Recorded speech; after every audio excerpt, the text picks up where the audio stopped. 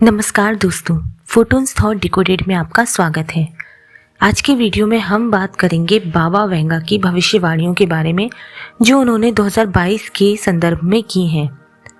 जिन्हें नहीं पता कि बाबा वेंगा कौन है तो उन्हें बता देते हैं कि बाबा वेंगा भविष्यवाणियों के लिए प्रसिद्ध एक भविष्यवक्ता है जो कि एक फकीर थी जो अपनी आंखों से देख नहीं सकती थी।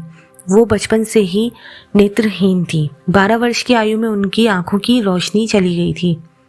वो बुल्गारिया की रहने वाली थी और उन्होंने ऐसी कई भविष्यवाणियां की हैं जो अभी तक सच साबित हो चुकी हैं। और एक रिपोर्ट के मुताबिक उनकी 85% भविष्यवाणियां सच सिद्ध हो चुकी हैं। उनके द्वारा की गई भविष्यवाणियों को कहीं लिखा नहीं गया है, लेकिन उनके अनुयायियों द्वारा उन्हें संग्रहित किया गया है। वो अपने अनुयायियों को इन भविष्यवाणियों के बारे में बता के गई हैं। आने वाले कई सालों के लिए वो भविष्यवाणियां कर गई हैं। बाबा वेंगा की मौत 1996 में हो गई थी। उसके पहले उन्होंने कई सारी भविष्यवाणियां की हैं। हर वर्ष के लिए उन्होंने अलग अलग भविष्यवाणियां की हैं। ऐसे ही 2022 के लिए उन्होंने भविष्यवाणी की है। तो आज की वीडियो में हम वो सारी भविष्यवाणियों पर दृष्टि डालेंगे। पहली भविष्यवाणी उन्होंने की है नया वायरस, न्यू वायरस यानी नया वायरस। हम सभी भयानक वायरस से जूझ रहे हैं, लेकिन अब एक और नया वायरस आने वाला है जिसे कुछ वैज्ञानिकों या शोधकर्ताओं के समूह द्वारा साइबेरिया में खोजा जाएगा। वो अभी जमा हुआ है बर्फ में। कोरोना के बारे में भी कई लोगों ने ये दावा किया था कि ये वायरस ग्लेशियर्स के पिघलने से इंसानों तक पहुंचा है, जो पिछले 3 साल से तबाही मचा रहा है। लेकिन सत्य तो यह है कि आने वाले कुछ समय हर साल कोई नया वायरस आएगा। ये सब भविष्यवाणियों के माध्यम से हमारे समझ में आता है, लेकिन ये सारी तबाही वो लोग कर रहे हैं जो अपना वर्ल्ड ऑर्डर लाना चाहते हैं, और वो अपना ऑर्डर ला भी चुके हैं। वर्ल्ड वॉर चल रहा है, बस हमें अपनी हिस्से के कर्म करने हैं। कोई नहीं जानता कब इस गेम से एलिमिनेशन हो जाए। सेकंड भविष्यवाणी उन्होंने की है वाटर क्राइसिस यानी जल की समस्या के ऊपर। बाबा वेंगा के अनुसार पूरी दुनिया के कुछ शहर पीने के पानी की समस्या का सामना करेंगे। पीने का पानी लगभग समाप्त हो जाएगा और नदियां भारी मात्रा में प्रदूषित होंगी। जैसा कि हम देख रहे हैं, हमारे ही देश की नदियां कितनी प्रदूषित हैं। हम नदियों को देवी मानते हैं, उन्हें पूजते हैं, लेकिन दूसरे ही पल नालों का पानी, फैक्ट्रियों का पानी, गंदा पानी, जानवरों को नहलाना, पता नहीं क्या क्या कर्म हम नदियों के साथ करते हैं। हम कितनी गंदगी अपनी नदियों में डालते हैं जिससे उनका प्रदूषण का स्तर बढ़ता जा रहा है। सरकारें करोड़ों रुपया खा जाती हैं प्रदूषण को कम करने के नाम पे, नदियों को साफ करने के नाम पे, लेकिन कोई नदी साफ नहीं करते। तो पीने की पानी की समस्या का सामना भारत में भी कई शहरों में होता है। गर्मियों के दिनों में होता है। भीलवाड़ा जैसे शहरों में ट्रेन से पानी आता है, और मराठवाड़ा, महाराष्ट्र में भी काफ़ी पानी की समस्या होती है। कई ऐसे शहर हैं जहाँ पे पानी की समस्या है, और दुनिया भर में भी ऐसे कई शहर होंगे जहाँ पे हो सकता है पीने के पानी की समस्या हो सके। क्योंकि इस बार जो बारिश हुई है वो थोड़ी अजीब तरीके की हुई है, जिससे वो जो भूमिगत स्तर है जल का, शायद वो स्टोर ना हो पाया। और बहुत सारी बातें होती हैं जो कि हमें नहीं पता किस तरीके से प्रोफेसी सही होगी, लेकिन क्योंकि बाबा वेंगा की प्रोफेसीज ऑलरेडी सही होने लगी हैं, इसीलिए मैं कह सकती हूँ कि वाटर क्राइसिस हो सकता है। हर जगह पीने के पानी की समस्या हो सकती है, इसीलिए पानी को बचाइए। जल ही जीवन है, बचपन से हमें सिखाया गया है, तो जल को जीवन समझकर यूज़ कीजिए। अगली उन्होंने प्रोफेसी की है सुनामी के लिए।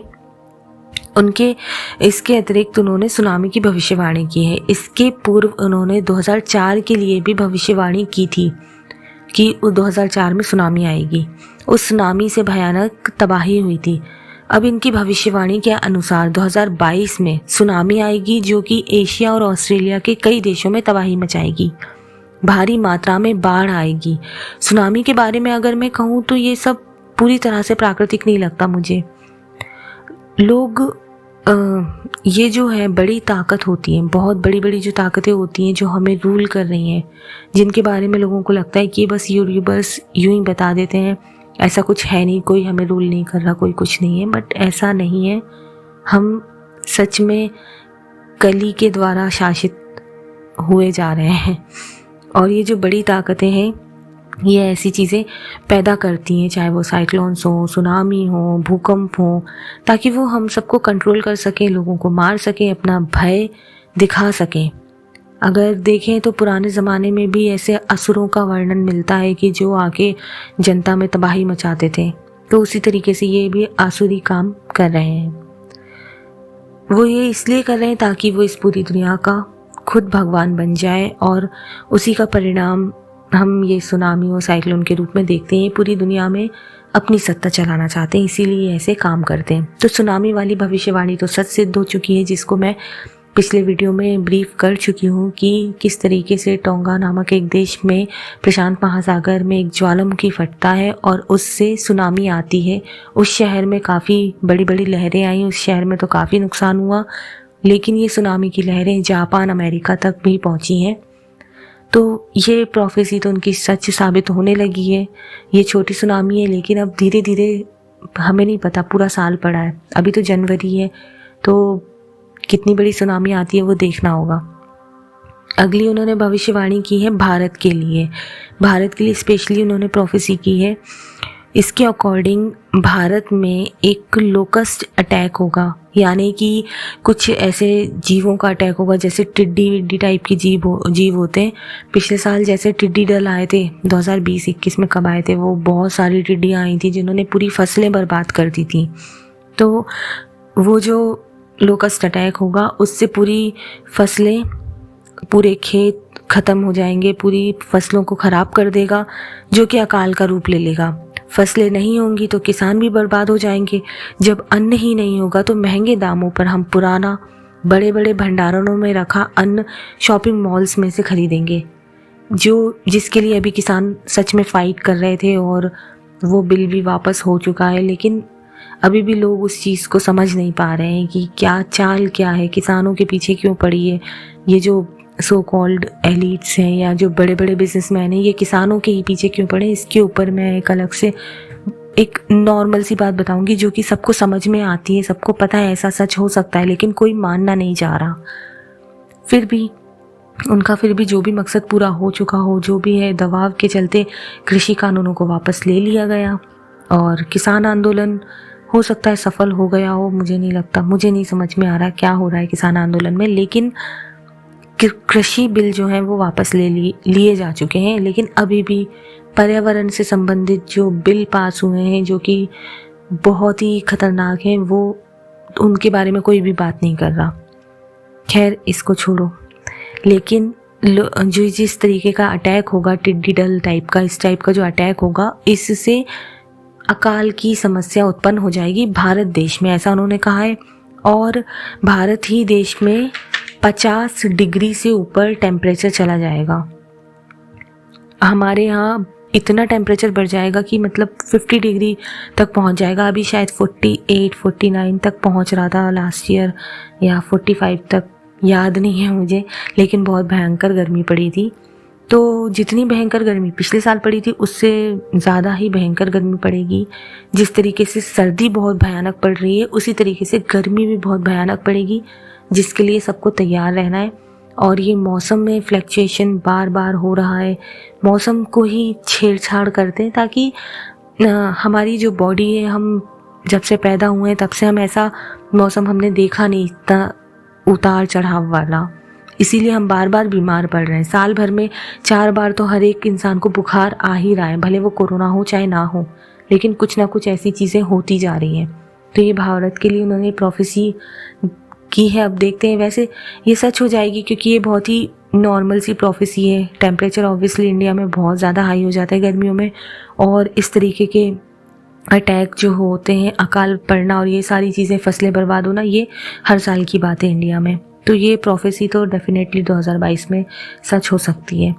अगली लास्ट प्रोफेसी उन्होंने की है 2022 के लिए, एलियंस का अटैक, आक्रमण कह सकते हैं, या एलियंस से संपर्क, कुछ भी कह सकते हैं। तो एलियंस ने ओमुआ नाम के एक एस्टेरॉयड को भेजेंगे, ऐसा उन्होंने कहा है।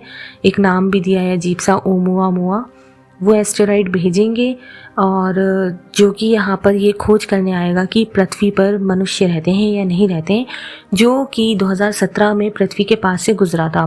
और हार्वर्ड के वैज्ञानिकों का दावा है कि वो एक डेफिनेटली सोलर सिस्टम के बाहर से कोई चीज़ आई थी, जो कि कोई एस्टेरॉयड नहीं था, वो डेफिनेटली एक स्पेसशिप था और उसमें एलियंस हो सकते थे। तो ये काफ़ी समय से भेजा गया एलियंस के द्वारा ये ओमुआमुआ नाम का एस्टेरॉयड जिसे हम कह रहे हैं, वो इस साल फिर आएगा और यहाँ पर देखने आएगा कि इंसान कैसे दिखते हैं और इंसान कैसे रहते हैं। बहुत सारी बातें वो पता यहाँ लगाने आएंगे।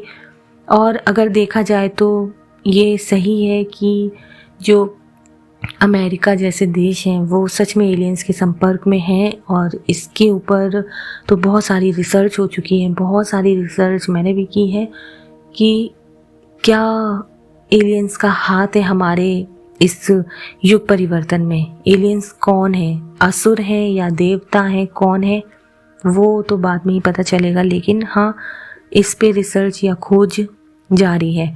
तो इस तरीके का एलियन का अटैक भी होगा। और बाकी एक और बात उन्होंने कही है कि 2022 में लोग वर्चुअल रियलिटी में ज़्यादा रहेंगे और रियल लाइफ को एंजॉय कम करेंगे। मतलब लोग ज़्यादा से ज़्यादा वर्चुअल लाइफ जिएंगे, लोग ज़्यादा से ज़्यादा मोबाइल पर रहेंगे, बहुत सारी चीज़ें वो सिर्फ मोबाइल या लैपटॉप या वर्चुअली करेंगे, फ्रेंडशिप वर्चुअली करेंगे, जॉगिंग वर्चुअली करेंगे, एक्सरसाइज वर्चुअली करेंगे, बहुत सारी बातें वो सिर्फ काम, वर्क फ्रॉम होम वो हम वर्चुअली कर ही रहे हैं। 3 साल हो गए लगातार ये वर्चुअल वर्ल्ड जो है हमारी लाइफ का हिस्सा बन चुका है।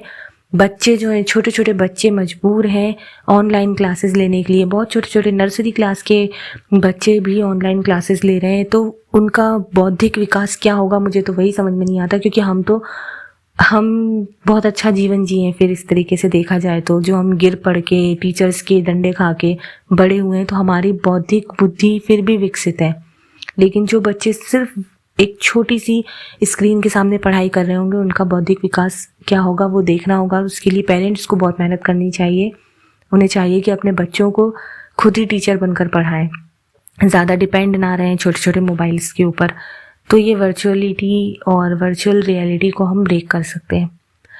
बाकी ये सारी इतनी भविष्यवाणियाँ बाबा वेंगा ने की हैं इस साल के लिए। उन्होंने हर साल के लिए प्रोफेसीज की हैं और काफ़ी हद तक उनकी प्रोफेसीज सही भी हुई हैं, इसीलिए मुझे लगा कि मुझे ये वीडियो बनाना चाहिए। तो आपको ये वीडियो कैसा लगता है आप कमेंट में बताइए, और वीडियो को लाइक कीजिए, शेयर कीजिए, क्योंकि मैं नोटिस कर रही हूँ कि पता नहीं क्या हो गया है, मेरा जो चैनल है वो शैडो बैन हो गया है, क्या हो गया है। यूट्यूब इसकी नोटिफिकेशंस जो है वो लोगों तक नहीं पहुँचा रहा है, तो इसमें व्यूज़ भी कम आ रहे हैं। बहुत सारी चीज़ें, कई बार मैं कुछ पोस्ट करती हूँ तो वो कम्युनिटी पोस्ट पे से डिलीट हो जाता है अपने आप, और कई लोगों की ऐसी कंप्लेन आ रही है कि वो कमेंट करते हैं, वो कमेंट अपने आप डिलीट हो जाते हैं। मैं भी नोटिस कर रही हूँ कि कुछ कमेंट दिखते तो हैं बट वो होते नहीं हैं। तो पता नहीं यूट्यूब मेरे चैनल के साथ ऐसा क्यों कर रहा है, मुझे भी समझ में नहीं आ रहा है। इसीलिए मैं चाहती हूँ कि आप ज़्यादा से ज़्यादा वीडियो को शेयर कीजिए, ताकि ये शैडो बैन जो है, जो भी है ये, आई डोंट नो, मैं इतनी टेकी नहीं हूँ यूट्यूब के मामले में, जो भी है वो सही हो जाए, ताकि ज़्यादा से ज़्यादा लोगों तक वीडियो पहुंच सके। और बस आज के वीडियो को यहीं समाप्त करते हैं। जय श्री राधे कृष्ण।